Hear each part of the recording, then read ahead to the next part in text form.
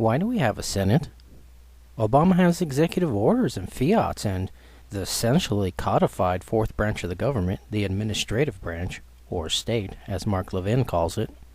Hell, he's got a pen and a phone, probably both stolen from a Geneva hotel by Hillary. We were told Obama is the smartest president ever, a well-spoken fairy tale, man. One researcher said that Obama was so smart that Obama claimed to get bored by the work. Clearly, we're dealing with some kind of Marxist savant, and not a Rain Man.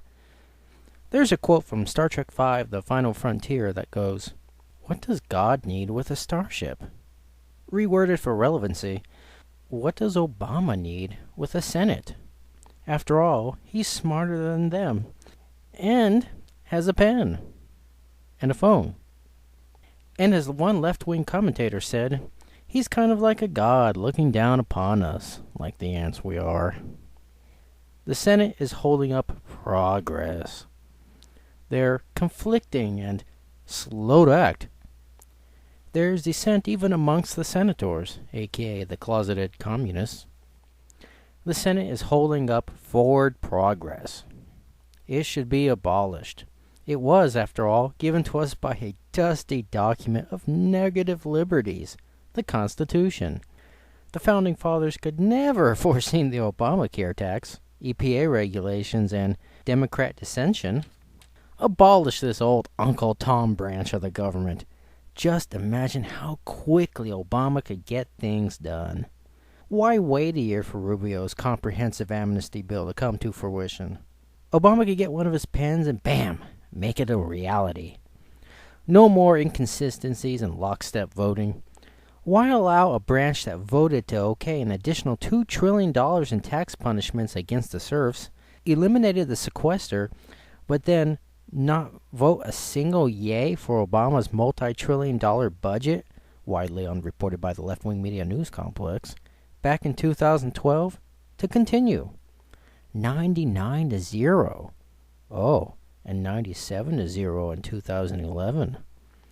Obama can write his own executive orders. He doesn't need Sheila Jackson Lee to write them. He's smarter than her, after all. Sheila can't even make sure the Tea Party goes to hell, after all. No more Senate members going on TV and saying embarrassing and contradictory statements.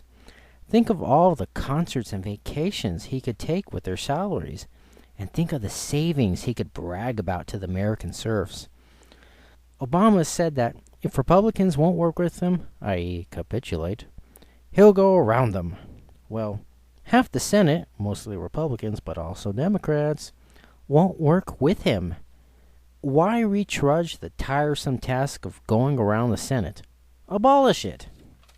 They can all retire and go back to their 57-plus states, and Obama can continue to run the state of confusion. Or insanity. Take your pick. They're holding Dumbo ears back. All this time wasted negotiating and buying off comrade Democrats could be used doing more post-campaign fundraisers. And think of all the missed rounds of golf. And he needs practice because he sucks, after all. The Senate chamber could serve as an excellent concert hall for his next private star-studded palooza. The cloakroom would be an excellent place for Obama to feel up and make out with the Danish Prime Minister, Helle Thorning-Schmidt. Is that how you pronounce that damn thing? Hell, I'm sure B.J. Clinton could think of a few things to do with it. He could just crank up the auto pen and go on semi-perma vacation. Valerie Jarrett's got it, after all. All this and more could be Obama's future if it wasn't for all those racists in the Senate. Don't you remember? Janine Garofalo, Morgan Freeman, Samuel LOL Jackson, and Bill Cosby said that if we disagree with the president, it's because he's black. Or, racism straight up, as Garofalo put it.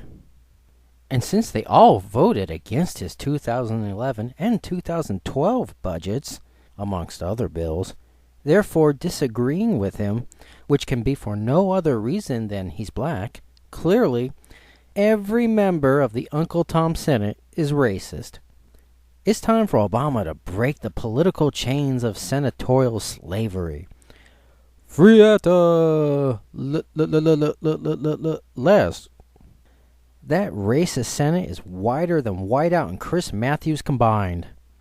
And Nancy Pelosi said unemployment and food stamps were good for the economy, so firing all the Senate members, revoking their benefits and checks, with a stroke of his magical dictatorial pen, would be a boost to the economy. Hell, Pelosi should show by example to help out the economy. Do food stamps cover Botox? I'm just asking. It's a win-win. No more Rand Paul or Ted Cruz filibustering. Why wouldn't Harry Reid relinquish his dusty document-given power?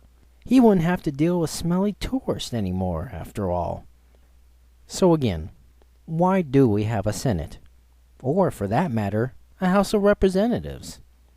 Do the Democrats want to march forward or not? It's time for Obama to unilaterally decide.